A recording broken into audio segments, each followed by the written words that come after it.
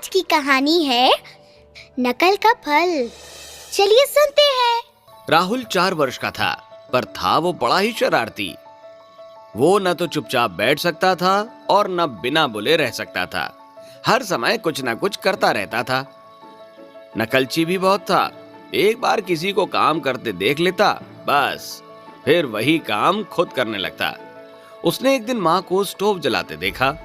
माँ अंदर गई, राहुल खुद स्टोव जलाने बैठ गया। एक दिन उसने अपने घर में बढ़ई को लकड़ी काटते देखा। बढ़ई खाना खाने गया तो राहुल भी आरी लेकर खुद लकड़ी काटने में जुट गया।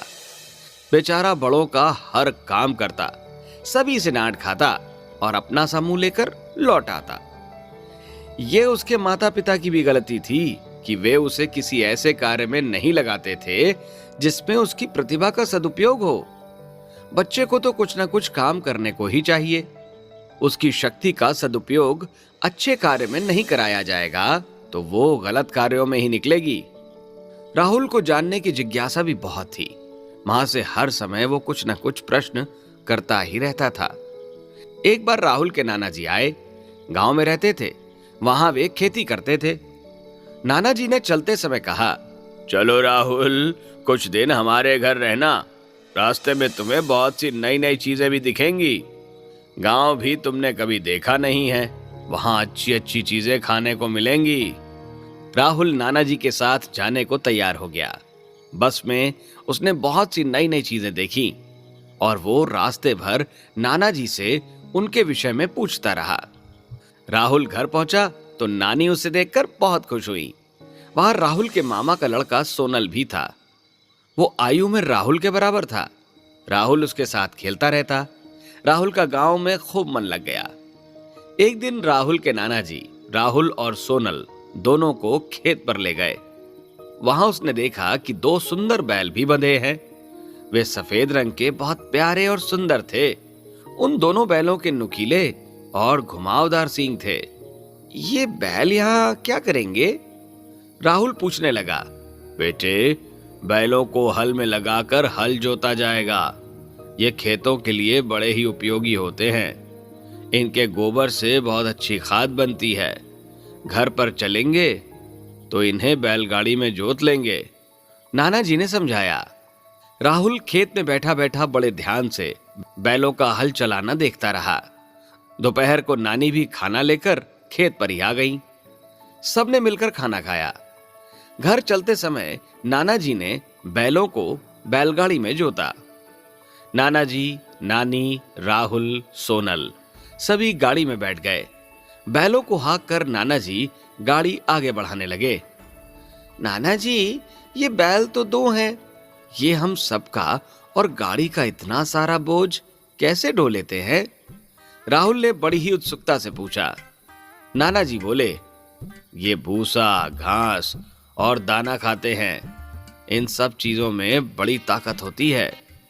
कुछ सोचते हुए से राहुल ने कहा, हाँ, माँ भी कहती है हम जैसी चीज खाते हैं वैसे ही बनते हैं।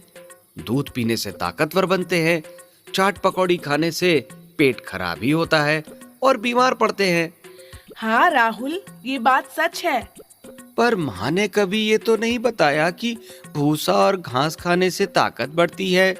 उन्होंने ना ही मुझे ना ही पिताजी को कभी ये चीजें खिलाई हैं। राहुल अभी भी न जाने किस सोच में डूबा हुआ कह रहा था। राहुल की बात सुनकर सभी खिलखिलाकर हंस पड़े। नाना जी बोले, अरे पगले, ये चीजें तो जानवर खाते हैं। तभी घर आ गया और सभी गाड़ी से उतर पड़े। पूरे एक दिन राहुल मन ही मन सोचता रहा कि भूसा खाने से ताकत आती है। मैं भूसा खाऊंगा तो मुझ में भी एक खूब सी शक्ति आ जाएगी। फिर कोई भी भाई बहन उसे सीकिया पहलवान कहकर नहीं चढ़ाएगा। पर उसे ये बात नाना नानी से कहने की हिम्मत ना पड़ी।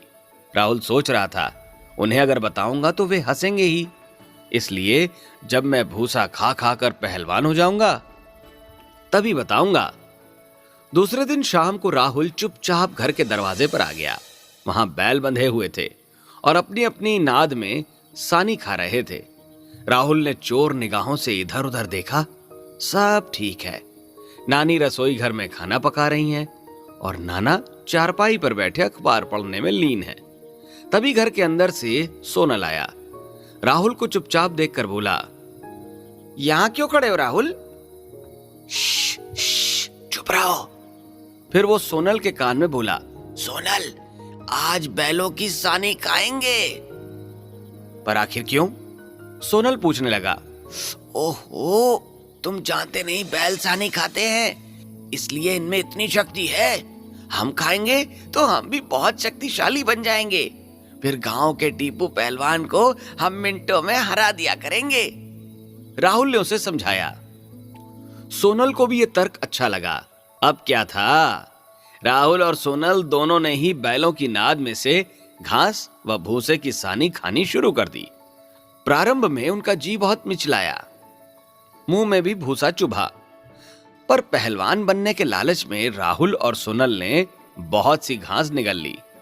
रात को नानी ने खाना खाने के लिए दोनों को पुकारा, पर उन्होंने कह दिया कि भूख नहीं है। राहुल और सोनल के पेट में दर्द भी होने लगा था। थोड़ी देर तक तो वे उसे सहते रहे। जब न सहा गया तो जोर जोर से रोने लगे। रोने की आवाज सुनकर उनके नाना जी दौड़े चले आए। वे तुरंत भागे भागे डॉक्टर के पास गए। डॉक्टर ने उनका पेट टटोला, वो सख्त था। डॉक्टर ने पूछा, बच्चों, तुमने क्या खाया है?